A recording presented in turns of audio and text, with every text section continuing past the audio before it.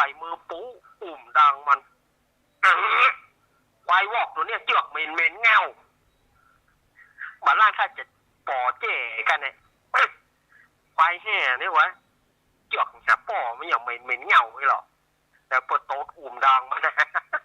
โต๊ดใส่มือแล้วอุ่มดังมันนะเข้าไปแถมย่ำมาลาบด้วยนะย่ำหนีด้วยนะ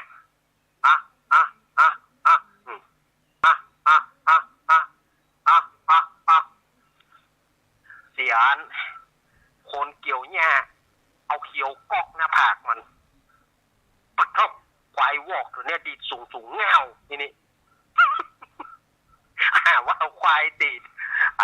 อเขียวกอกหน้าผากมันนะบอกเขียวกอกสันเขียวกอกหน้าผากมันนะว่าควายดีด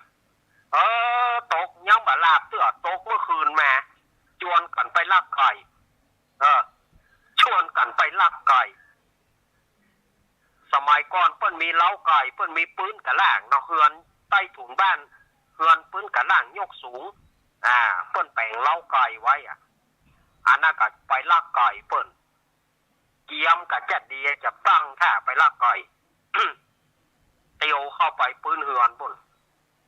ลักไก่ที่นี่ ไอตาบอดว่าเนี่ยชิงจะไปปากเนอะนี่นะไอตาบอดบอกนะไอหูหนวกมันได้ยินอย่างอันชิงจะไปปากเนอะเอาไม่กลับอุ้ยจะไปอู้ดังไม่ดำบ้านี่ฮะก็ได้อย่าโดนแล้วเนอะแม่โมนป้อนจาหูไอ้ปูเจ้ามันนอนอยู่บนเฮือนเนาะไปมาแม่กาบแม่ดำแม่มนไก่ปูนี่บ้าอีกอ่ะไอหูหนวกมันแต่มันหันโลไอหูหนวกหล่นนะกะเหลือไก่ตาบอดหล่นไปหล่นมาไอย่ำใส่ปืนขี้มาสถายญาติโยมจับปืนขี้มานึกเปิ้นเอาน้ำสะลงจานนะเปิ้นเอาปืนเปิ้นบอกว่าปืนขี้มาเปิ้นเอาน้ำสะน้ำสวยลงหั่นน่ะมันไปหย่ำใส่ขี้มาเนาะลมขี้มาหาโปนโต้งแล้วบ่ฮะแต่งจอยเดิกมามอยน้ำย่อยตีนก้อนเดิกมาอ่อนจอนเมฆมอนมนฟ้าเจ้ามันไปบ้าโล่นนะวะโล่นแถมโล่นไปโล่นมาโล่นเกี่ยวแต่บ้านนั้นน่ะมันผ่านโล่นไปโล่นมาหมอบอยู่ตำนั้นเปิ่นจุหัวมันห้อยตีนนี่ไปห้อยตีนไผ่ฮะถ้าได้เป็นลูกเขยแต่ข้าย่ามีเจ้าเปิ่นไล่แถมไล่ไปไล่มามันไปหย่ำใส่กันตำตาเพื่อเอาไว้เคาะขี้งัวนั่นนะตำตามันไปหย่ำใส่กันแบบตำตาเปิกกระเดิกติดหน้าผากมันโบ๊ะมันบอกว่าเปิ้นปุกมันโอ้ยปะใจฆ่าคนเดียวไอคิวหูนวกแถมไปมียับได้ตึงหูนวกยับได้ตึงตาบอดเนี่ยอันนี้นะยุ่งทอดแฉะอยู่ไปปลากันจิบะจ้องบะใจนะเนาะอันนี้วันนี้ยืมของตู้ลุงทองมาล้วนๆเนอะวันนี้นะยืมของหลวงพ่อโสพลบุญญาพรวัดโสพนารามแม่ริมวันนี้ยืมเกี้ยของเปิ้นมาเล่าเนอะวันนี้ อันนี้แต่หมออันนี้ก็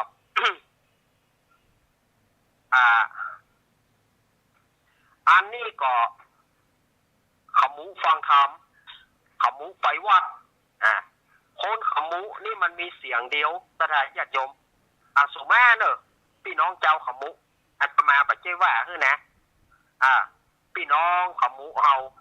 แต่เปิ้นมีเสียงเดียวบ่มีเอกบ่มีโทบ่มีตรีบ่มีจัตวาเนี่ยสิบ่มีสูงกลางต่ำเนี่ยคือเสียงเปิ้นมีเสียงเดียวอันนี้ขอสุมาพี่น้องเจ้าขมูเฮาสุมาแต่ละอันนี้ นี้ก็ขมุฟังธรรมเรื่องของมันมีพ่อลุงคนหนึ่งชื่อลุงคำเขาลุงคำขมุลุงคำขมุปัจจัยที่นี่นะที่อื่นพุ่นนะเมืองบาละบาทะพุ่นเมื่อใดมันก่อมไปวัดเมื่อใดมันก่อมไปวัดเนาะเขาก็เลยว่าอันเมียมันว่าถ้าสู่บ่ไปอย่างกำนี้นะข้าจะละสู่ละ อันยังลำเรือเนี่ยไปแล้วได้ยังแม่ก็ได้บุญแกสู่ยังเปล่าบุญต้องสู่จะไปบ่ไปก็ข้าจะหนีละมันกลัวเมียมันหนีละไปก็ไปแม่แห้งคันดอกแม่ทีนี้มันจะไปละเมียมันแน่จะบอกว่าถ้าตู้เจ้าเปิ้นตั้งนะโมก่อนนะโมเนอะเปิ้นตั้งพุทธังก่อนพุทธังเนอะเมียมันบอกเสี่ยงเนาะเมียมาว่าปู่คำถ้าเปิ้นบอกอย่างใดถ้าตู้เจ้าว่าอย่างใดคือสู่ว่าอย่างนั้นเนอะเนี่ยมันก็ฟังกับเมียมากูละจะไปย่อยนี่นะเตียวเข้าวัดไปตู้ลุงแปลกใจล่ะตู้ลุงวันนี้ลุงคำมาวัดแกวันนี้ลุงคำมาวัดแกก็ลุงคำยังว่าเฮียนปากเขาลุงคำยังว่าเฮียนปากเขาจะไปว่าอาณาเดชโดนละไปว่าอาณาเดชจะโดนละเมียมันว่าไอ้หรอตู้ว่าอย่างใดคือว่าอย่างนั้นเนาะก็ได้จะหวดระบายเนี่ยก็ได้จะหวดระบายเนี่ยตู้เจ้ากับฉุนเนาะตู้เจ้ากับถ้าอย่าแห้วหน่อยจะเอาสักกรรมดิจ๊ะจะเอาสักกรรมดิจ๊ะตู้เจ้าเงื้อหรอกุยมันก็เงื้อหรอกุยเมียมาหังสั่งงานนี้เนาะถ้าพ่อบ่ค่อยงาบ้านนี่นะถ้าพ่อบ่ค่อยงาบ้านนี่จริงเจ้าอย่างใดจริงเจ้าอย่างใด เอาล่ะสถานที่เปิดมาว่าจงโจล่ะลูกแม่ฮักขวดบ้านนี้สกรรมแล้วฮักขวดบ้านนี้สกรรมแล้วตุตีมันก็ตีตุใส่มันตุฮุกซ้ายมันก็ฮุกซ้ายตุส่วนขวามันก็ส่วนขวาเอาล่ะเจ้าบ้านที่เปิดมาวัดมาว่าเอ้ยอย่างไรเนาะก็เข้าวานกันแหละวานกันในวิหารนั่นแหละเข้าตู้เจ้ามันสู้แหงมาบ่ได้ปู่คำนี่มันให้จะล่ำหน่อยเนาะตู้เจ้าโก้นลงตื้อกู้นะสุมาเตอขี้มุกตู้เจ้าโสดออกมันก็นึกว่าน่าเป็นบุญยุ่มขี้มุกใส่สลุงปีกบ้านยุ่มยุ่มมันขี้มุกใส่สลุงปีกบ้านหน้าปูดหน้าเป่าเมียมาถามว่ามาละกะมาละบุญแห่นี่เอาหยักใบหยักเงาโสดพอกูดังตุ้เจ้ามาได้น้อยเดียวเมียมันจะบอกว่าจ้างจะว่าอย่างใดอันนี้ถ้าจะอู้ไปแล้วก็ผิดแต่เมียมันนะถ้าเมียมันบอกว่าตู้เจ้าเปิ้นว่านะโมสู่ก็ว่านะโมเนอะเปิ้นพุทธังสารนังกัจฉามิสู่ก็พุทธังสารนังกัจฉามิอันนี้ถ้าตู้ว่าอย่างใดก็คือสู่ว่าอันนึงมันก็ไปเมียว่ะเพราะมันเคยไปวัดอย่างแกมันบอกเคยไปวัดอย่างยุ่งแกอย่างนี้ก็แย่กันเนาะ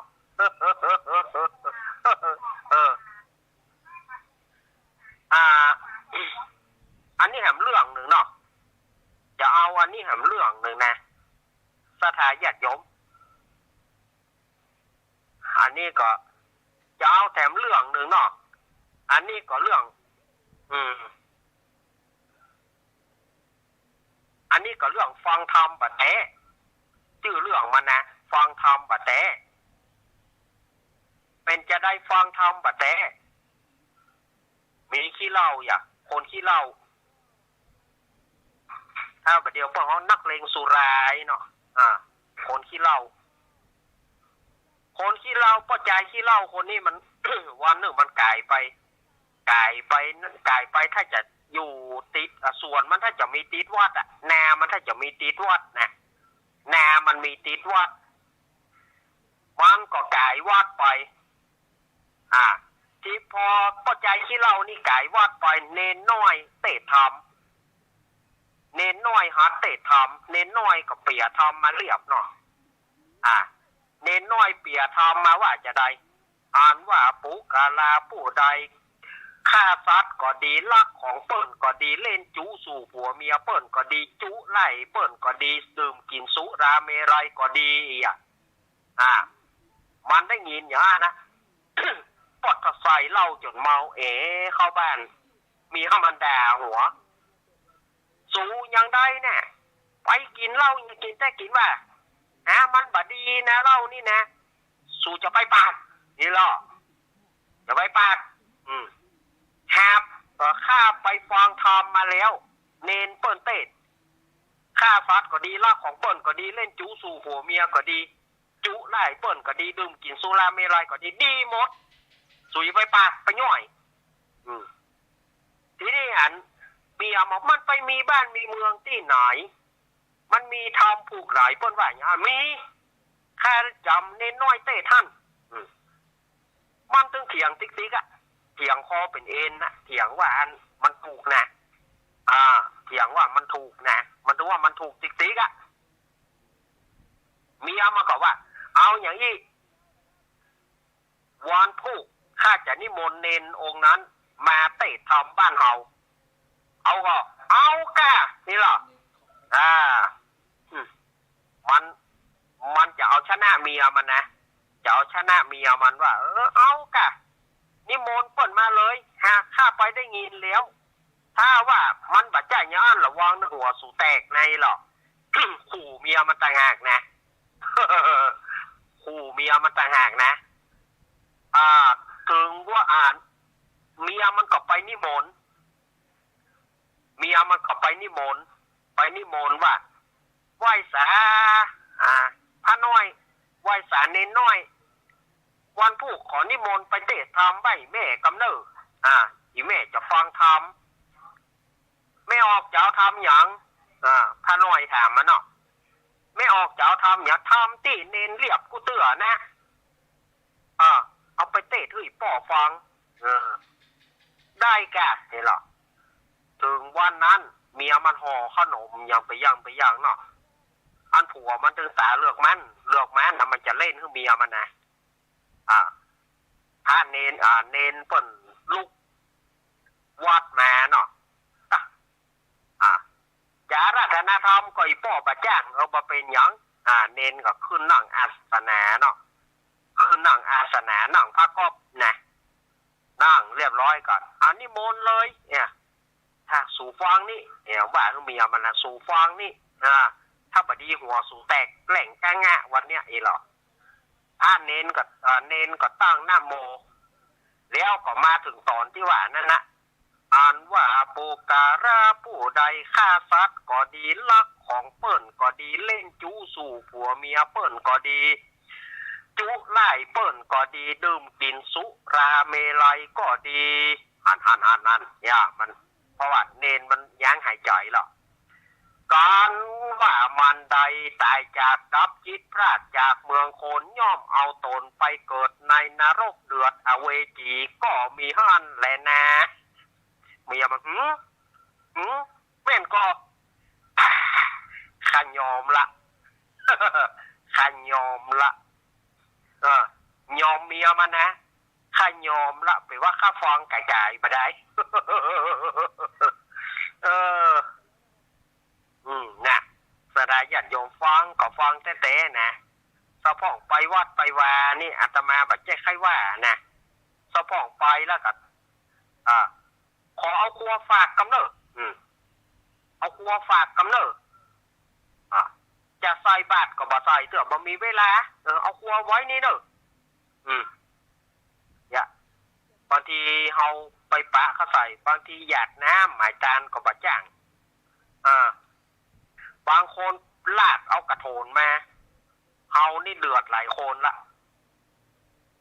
เพราะมันเป็นกระโถนมั่งเจ๊เปื้อนอยู่ก็มันชื่อว่ากระโถนมันจะเผาซิงมามันก็คือเป็นกระโถนนั่นนะเพราะว่าขวางขี้หมากน้ำไหล จะเปียงไหนมันก็เป็นกระโถนในป้อยแม่เฮยจะไปเอามาทองน้ำยาดเขาต้องบะยาดมีตี้หนึ่งเขาไปสลาก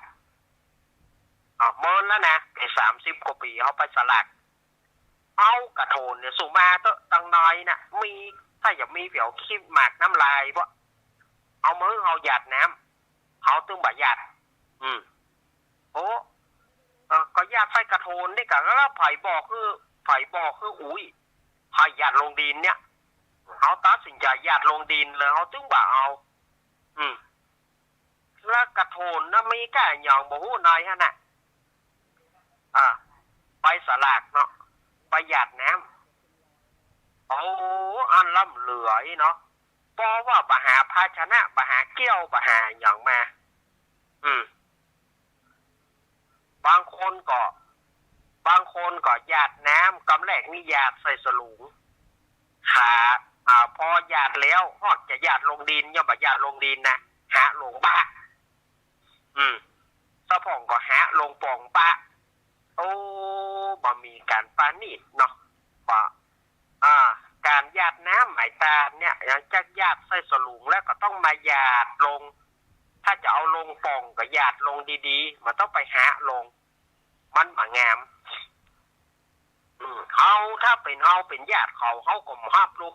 ฮับของกินของตาลลูกเพราะว่าจิตใจบ่ปานีสถานญาติโยมเกี่ยวกับบางทีบางท่านบางคนนะอาตมาบ่ใจว่านะ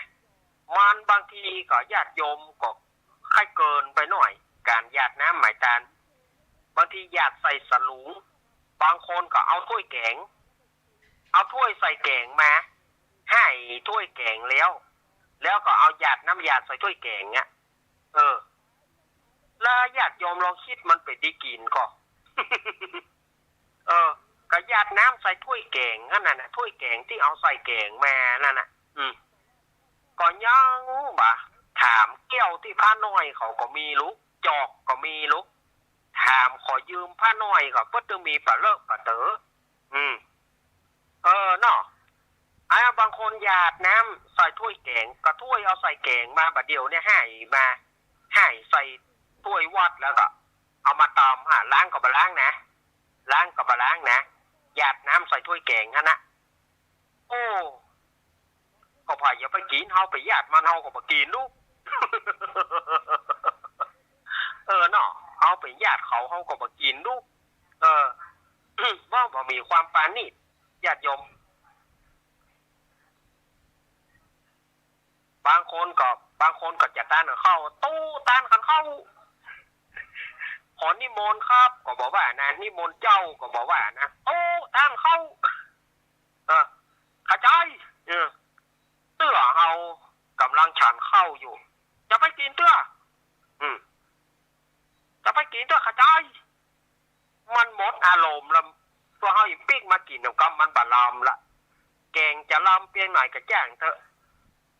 เพื่อเฮาจะปิ๊กมากินมันลำแล้ว6:54 ฉะนั้นสถานญาติโยมบางทีคือโอกาสเปิ้นฉันเข้าบางทีตู้เจ้าพระนายเปิ้นฉันเข้ารอก่อนว่าจะไปหยังนักหนา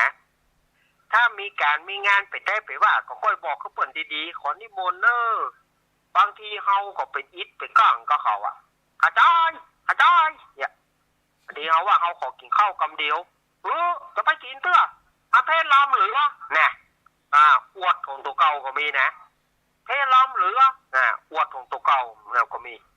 แล้วบางทีเฮาป่านปอนเพื่อเฮาป่านปอนแล้วมันไปกินลำแล้วมันกินน้ำไปจิบแล้วหรอน้ำก็กินละมือก็ล้างละหมดเถียหันน่ะสุมาญาติโยมเตอะลาบจะลำเปียงฟ้าเตอะแกงจะลำเปียงฟ้าแต่มันกลายเป็นบะลำไป